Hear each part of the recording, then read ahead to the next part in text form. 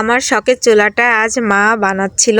অনেক দিনের ইচ্ছে ছিল ছোটবেলার মতো মাটি দিয়ে মায়ের হাত দিয়ে আর একটা চুলা বানাবো। ছোটবেলায় কিন্তু আমার মা আমাকে অনেক চুলা বানিয়ে দিত, শুধু একটা দুইটা না, অনেক চুলা। আজ বড় হয়ে এই প্রথম মায়ের হাত দিয়ে আর একটা চুলা বানালাম, শখ করে রান্না করব। আমার মা কিন্তু মাটি দিয়ে অনেক সুন্দর চুলা বানাতে পারে। সে চুলাগুলা দেখতেও না অনেক বেশি কিউট লাগে। মা তার হাতের যত্নে নিখুঁতভাবে এই চুলাগুলা বানায়।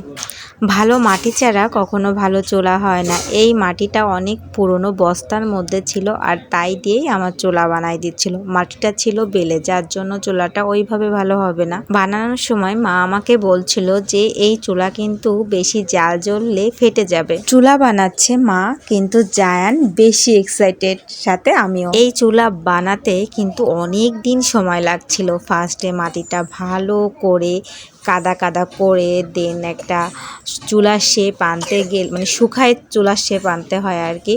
সো একটু একটু করে শুকাচ্ছিল অ্যান্ড একটু একটু করে আমার আম্মু বানাচ্ছিল এটা।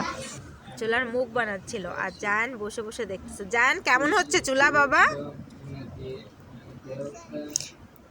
জায়ান বসে বসে চুলা বানানো দেখতেছিল, আর আমারও দেখতে খুব ভালো লাগতেছিল। আস্তে আস্তে করে চুলার এই যে মুখগুলো কাটা হয়ে যাচ্ছিল।